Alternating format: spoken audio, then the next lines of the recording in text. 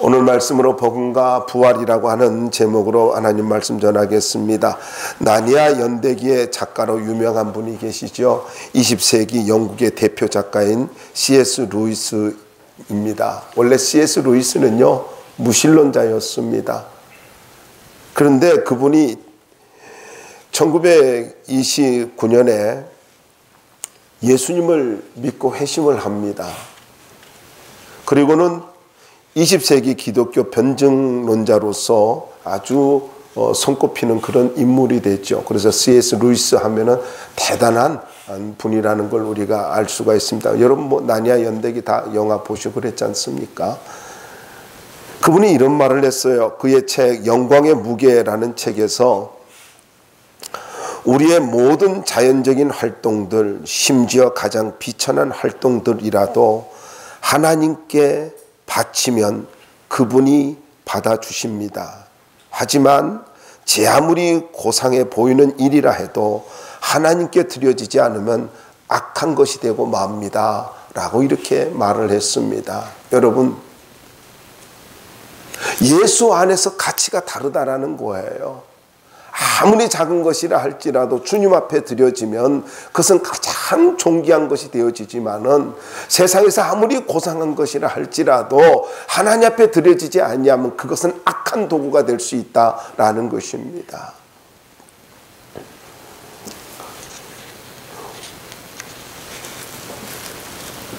내 힘만 의지하면서 살아가는 현대인들, 물량주의로 살아가는 사람들, 세상 사람들은 목사를 향하여서도 늘 물질로 또 어떤 그런 양으로 포지션으로 평가할 때가 참 많지 않습니까?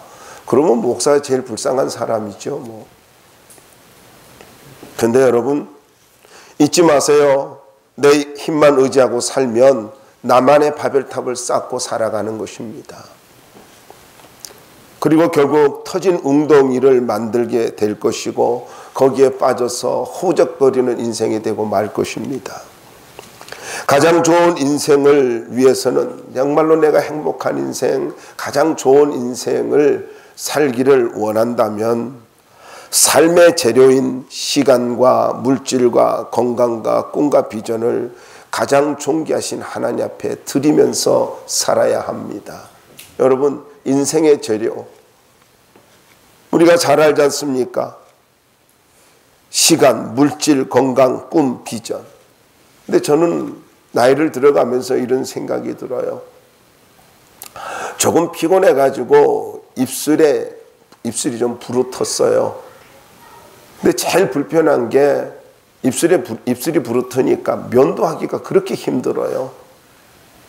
고기 안 다치려고요. 뭐 기분 좋게 옛날 습관같이 막 이렇게 밀다 보면은 저는 이렇게 못해요. 막 쓱쓱쓱 밀고 그러거든요. 그러다가 한 번요 싹 비웠잖아요. 그래서 더 오래 아팠어요. 그거 하나 때문에 뭐 잇몸만 조금 아파도 그렇게 불편하지 않습니까? 감기만 걸려도 어때요? 교회 오니 못 오니 뭐 난리죠. 그런데 여러분, 인간이 이렇게 연약한 존재라는 거 늘 우리가 알잖아요. 그럼에도 불구하고 우리는 어때요?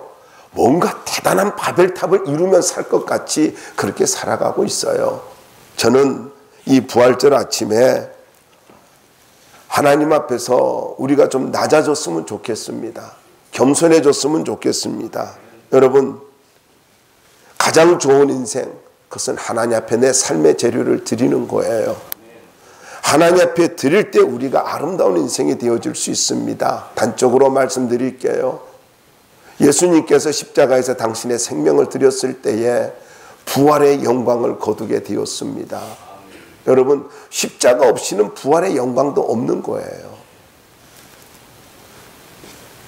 기독교는 뭔지 아십니까? 기독교는 모든 종교의 끝이라고 하는 죽음에서 시작되어지는 거예요.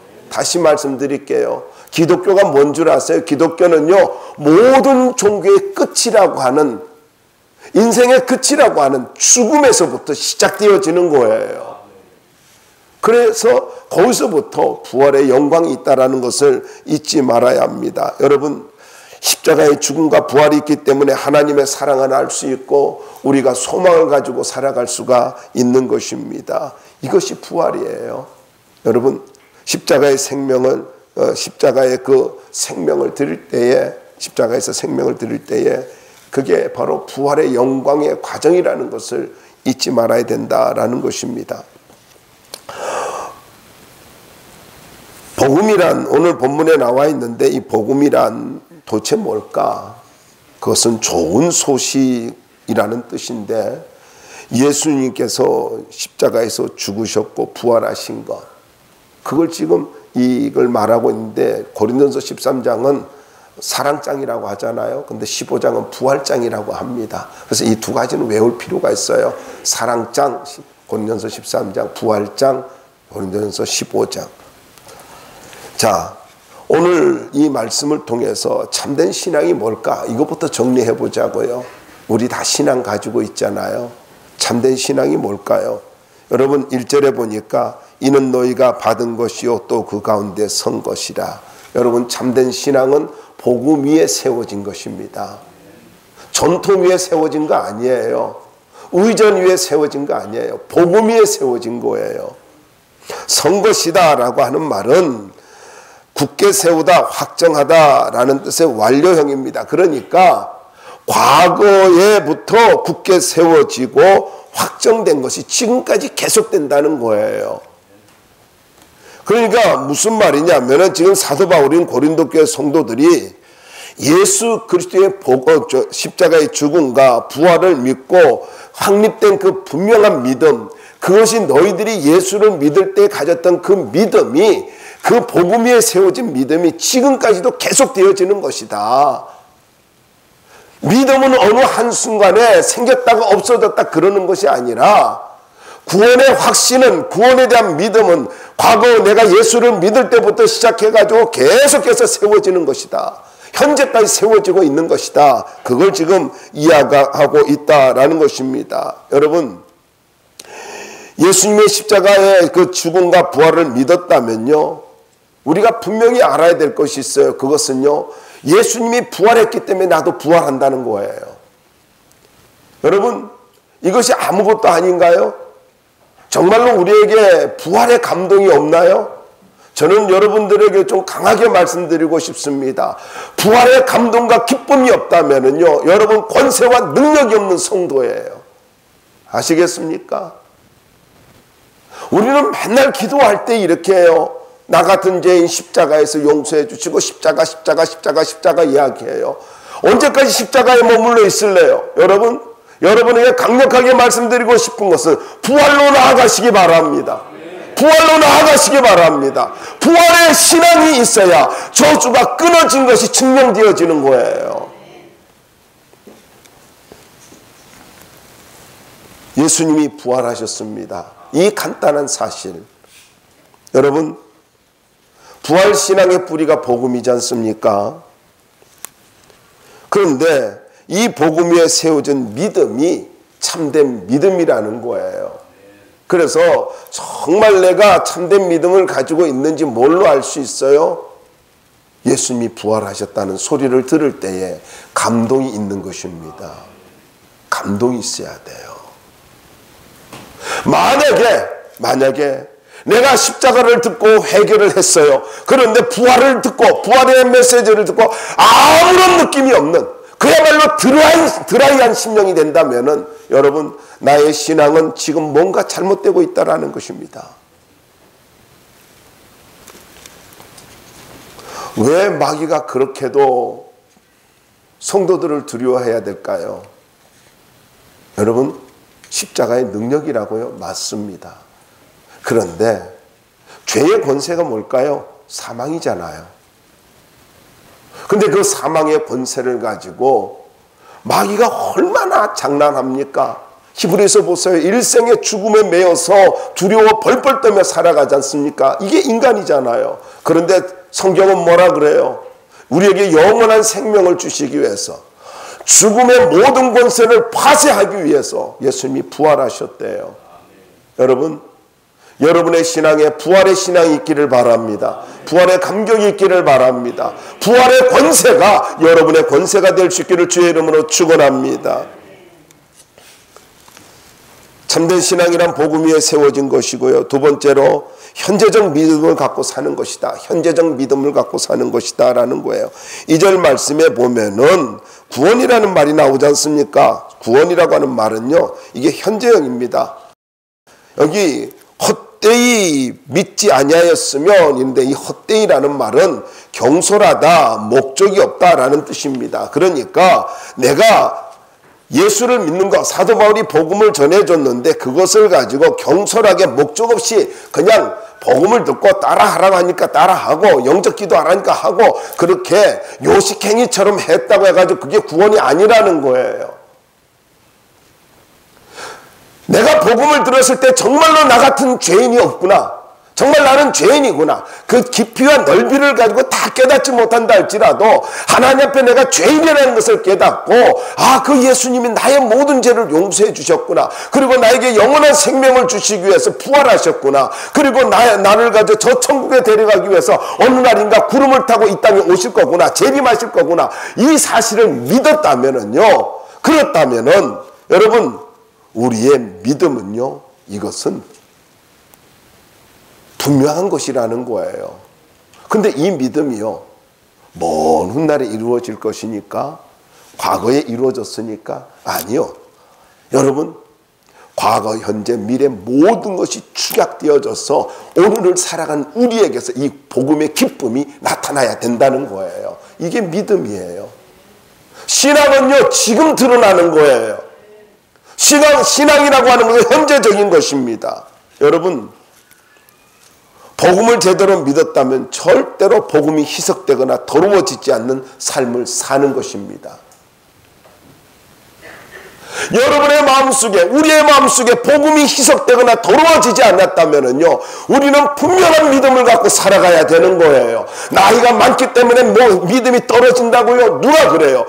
그 사도 바울은 뭐라고 말하고 있습니까? 내 겉사람은 후패하나 내 속사람은 날로 새로워지는도다. 이게 정상이에요. 이게 정상이라고. 신앙은요, 날로 새로워지는 거예요. 절대로 여러분, 믿음이 정체되지 않길 바라요. 복음이 희석되지 않길 바랍니다. 두 번째로 복음의 내용이 무엇입니까? 3절과 4절 말씀을 보시면은 성경대로 죽으시고 부활하셨다는 거예요. 성경대로 죽으셨다가 성경대로 부활하셨대요. 여기 그런데 그 앞에 보면은 이런 말씀이 있지 않습니까? 내가 받은 것을 먼저 너에게 전하였노니, 받았다라는 말이, 이 말이 무슨 말이냐면요, 파렐라본이라고 하는 헬라어인데 전수받았다는 뜻이에요. 그러니까 무슨 말이냐면은 정확하게 복음을 믿은 사람으로부터 그것을 전수받았다는 거예요. 사도 바울 같은 경우는 다메섹 도상에서 예수님께로 직접 복음을 가지고 들은 거지 않습니까? 그러니까 지금 이 말을 가지고 하는 이유가 뭐예요? 내가 예수님께로부터 직접 받은 이 복음, 내가 너희에게 전했어. 고린도 교회 성도들에게 전했어. 그러니까 너희들은 내게 전수받은 거야. 이런 이야기라는 거죠. 이게 참된 믿음이라는 거예요. 그럼 이런 이야기가 되는 거예요. 정말 참된 믿음은요, 참된 믿음을 가진 사람을 통해서 만들어지는 거예요. 생기는 거예요. 전통 아니에요. 의식 아니라고요. 복음이 분명하지 않는 사람, 그 복음이 분명하지 않는 사람을 통해서 예수를 믿었다고요? 정말로 여러분, 그러면 참된 믿음이 될 수 있을까요? 아니에요. 받은 것, 전수받은 거예요. 그래서 여러분, 우리는요, 우리를 통해서 복음이 전수되어져야 합니다. 이것이 증인의 삶이에요. 이게 전도자의 삶이라고. 근데 성경대로 죽으셨다가 성경대로 부활하셨대요. 그래서 이걸 가지고 로마서 8장 19절에 보면 피조물에 고대하는 바는 하나님의 아들들이 나타난 것이라 라고 말씀하고 있습니다. 정말 피조물이 고대하는 목적이 뭐냐? 예수님과 하나님의 사람들이, 하나님의 자녀들이 재림하는 거예요. 이 땅에 오는 거예요. 뭐 환경 문제를 갖고 들고 나오지만요, 주님 오시면 다 해결되어지는 것입니다. 그렇다고 해서 함부로 살라는 이야기는 아닙니다. 이사야서 26장 19절에 보시면은 죽은 자들은 살아난다라는 말씀이 있거든요. 여기 보면은요, 특별히 이사야서 26장 19절에 주의 죽은 자들은 살아나고 이렇게 말하고 있어요. 다니엘서 12장 2절에도요, 땅의 티끌 가운데 자는 자 중에 많이 깨어 영생을 얻는 자도 있겠고 이렇게 예언을 하고 있습니다. 그러니까 이사야서라든가 뭐 성경 곳곳에서 부활을 가지고 예언을 하고 있지 않습니까? 누가복음 이 말씀은 좀 우리가 그냥 해보자. 제가 읽어드릴게요. 누가복음 24장 25절부터 27절인데 예수님께서 엠마오로 내려가는 두 제자에게 이렇게 말했어요. 미련하고 선지자들의 말한 모든 것을 마음에 더디 믿는 자들이요, 그리스도가 이런 고난을 받고 자기의 영광에 들어가야 할 것이 아니냐 하시고, 이에 모세와 및 모든 선지자의 글을 시작하여 모든 성경에 쓴 바 자기에 가는 것을 자세히 설명하십니다. 그러니까 예수님은요, 부활하신 후에 엠마오로 내려가는 두 제자, 왜 내려갔어요? 우리는 그가 로마의 압제에서 정치적인 문제를, 경제적인 문제를 해결해 주실 분으로 기대를 했는데 돌아가셨대요. 한마디로 정리하면 이거예요. 기대감의 상실입니다. 우리가 왜 신앙이 식어집니까? 우리가 왜 자꾸, 이 엠마오라는 말이 따뜻한 우물이라는 뜻이잖아요. 언제나 우리를 위로해주는 따뜻한 곳을 찾아서 늘 우리는요, 내려가고 있고 방황하고 있고요. 그렇다고요. 신앙이 왜 자꾸 신앙이 어떻게 보면은요, 본질에서 떠나게 될까요? 왜 자꾸 우리는 방황하게 되고 자꾸 우리는 다른 곳에서 위로를 찾으려고 떠나는 삶을 살까요? 이유가 뭐예요? 내 기대감이 무너졌기 때문이라는 거죠. 여러분, 물론 기대감 갖는 거 좋겠죠. 기대감은 있어야 되겠죠. 그런데 여러분, 내게 보여지는 모든 현상이 다가 아니라는 거예요.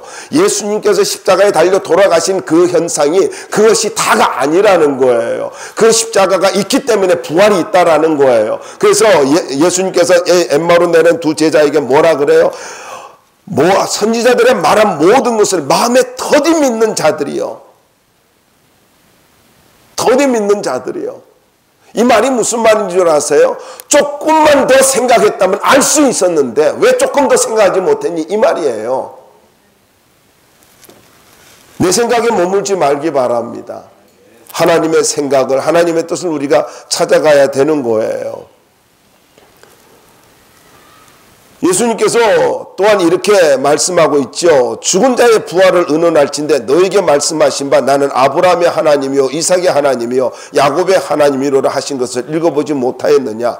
하나님은 죽은 자의 하나님이 아니에요. 산 자의 하나님이시니라. 여러분, 여전히 지금도 살아서 역사하시는 그 하나님, 나를 위해서 역사하신 그 하나님, 예수님을 부활시켜 주신 그 하나님, 전능하신 하나님을 믿고 살 수 있기를 바랍니다. 하나님 살아계신다고요. 하나님 죽은 분 아니에요.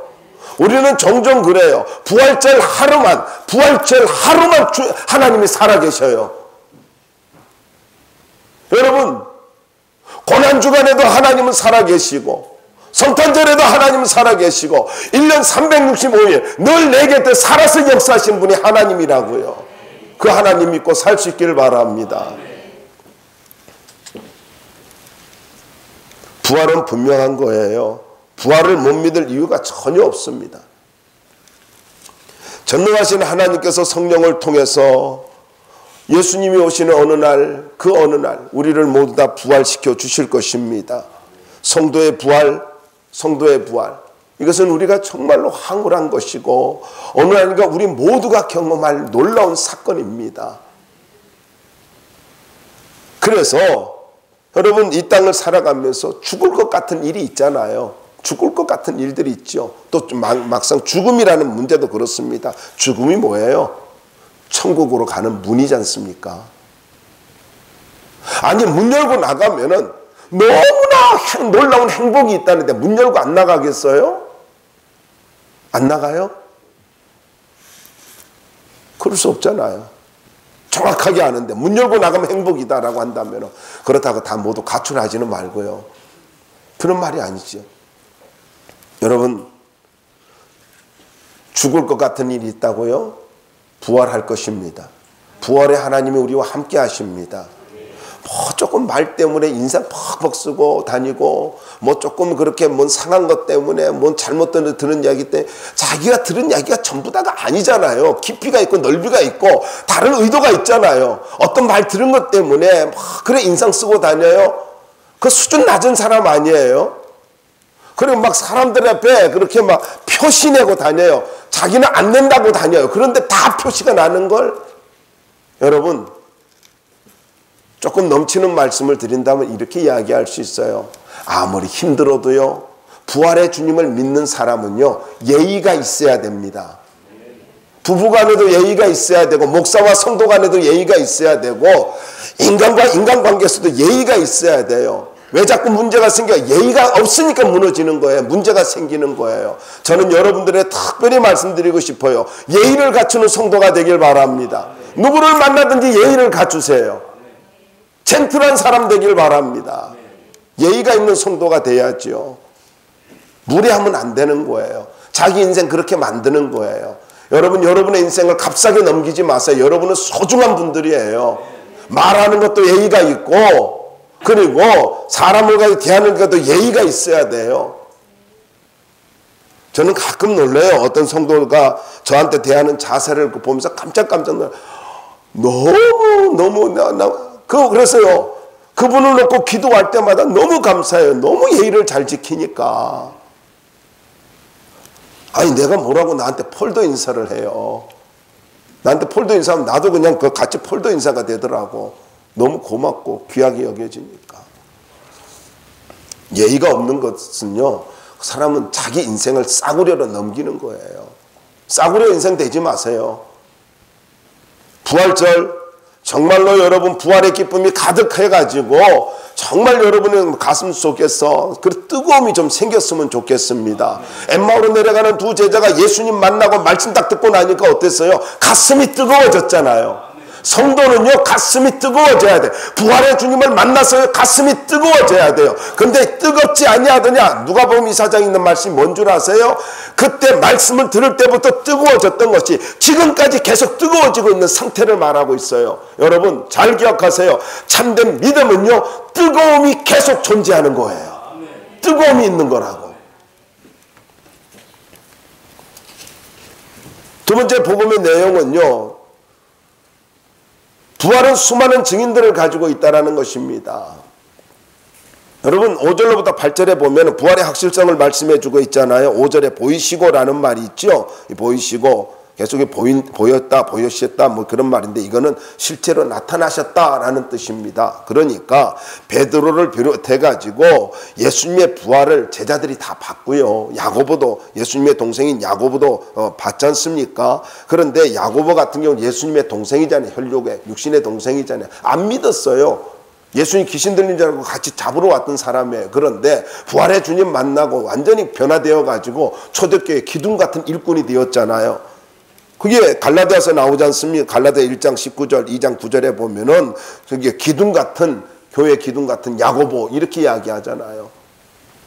정말 부활을 가지고 믿습니까? 부활의 주님을 만났습니까? 기둥 같은 일꾼들이 돼야 되는 거예요.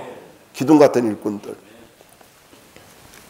사도행전 1장 3절에는 제가 읽어드리도록 하겠습니다. 그가 고난받으신 후에 또한 그들에게 확실한 많은 증거로 친히 살아계심을 나타내사 40일 동안 그들에게 보이시며 하나님 나라의 일을 말씀하시니라.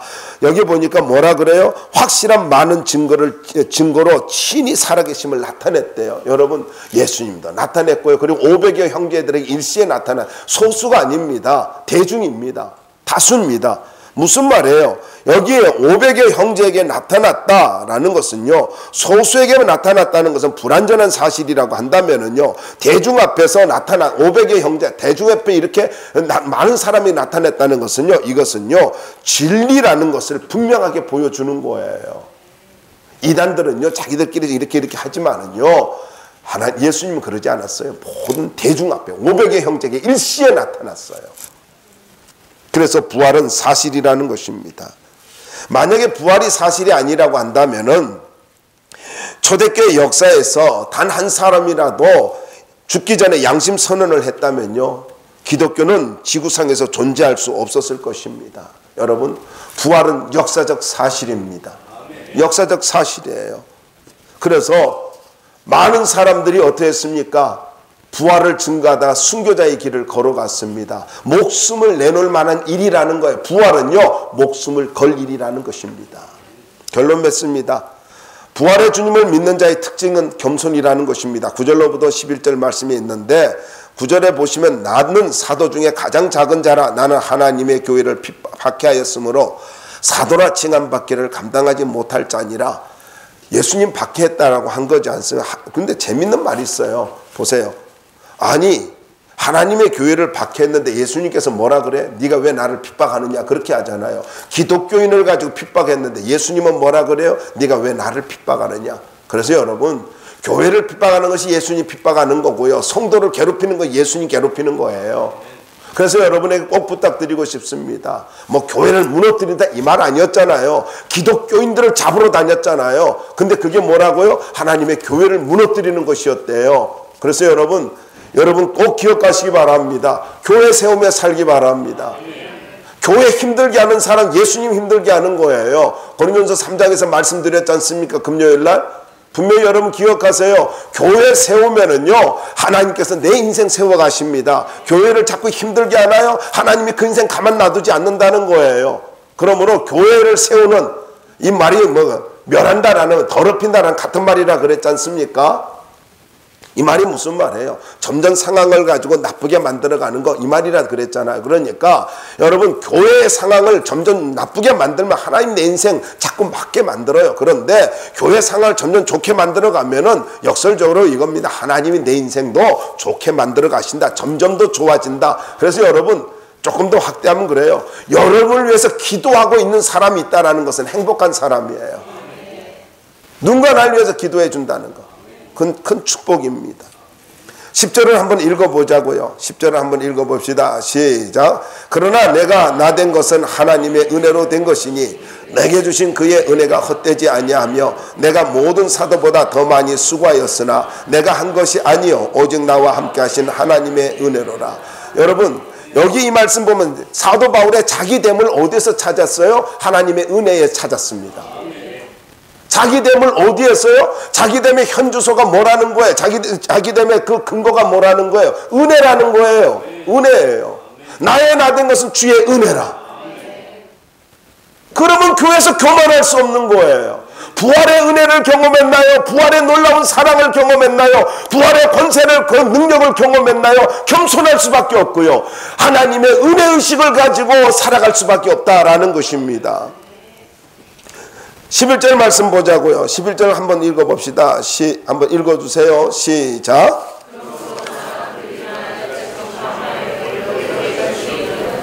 자, 그러니까 내가 믿은 복음이나 너희들이 믿은 복음 똑같아, 이 말이에요. 간단한 거죠. 그러니까 내가 믿은 예수님이나 너희들이 믿은 예수님 똑같아. 근데 내가 이 복음 가지고 다른 사도들보다 더 위대한 일을 하고 더 많은 일을 했어. 그렇지만은 이건 내가 한 것이 아니야. 하나님의 은혜로 된 것이야. 이게 10절이라고요. 이게 10절이에요. 보세요. 내가 모든 사도보다 더 많이 수고했으나 내가 한 것이 아니요. 여러분, 내가 아니라는 거예요. 그래서 여러분, 교회에서는요, 우리 어떻게 살아야 돼요? 나는 아무것도 아니다. 자꾸 나를 부정하는 일이 일어나야 돼요. 교회는요, 어떤 사람이 있어야 돼요? 자꾸 겸손한 사람이 있어야 돼요. 은혜 가운데 젖어서 살아가는 사람이 가득해야 돼요. 교회 오면은 자꾸 은혜가 나타나야 되고, 내가 뭘 했다고 아니에요. 여기 보니 뭐라 그래요? 내가 한 것이 아니요 오직 나와 함께 하신 하나님의 은혜로라. 은혜만 증거하는 성도들, 정말 부활의 주님을 만났나요? 정말 부활의 신앙 가지고 있나요? 겸손해야 됩니다. 은혜 의식을 갖고 살아야 됩니다. 그래서 그 교회가 참으로 아름다운 교회는 어떤 교회냐? 은혜 충만한 교회예요. 은혜 충만한 교회. 우리 행복한 교회가 이렇게 은혜가 가득한 교회가 됐으면 참 좋겠습니다.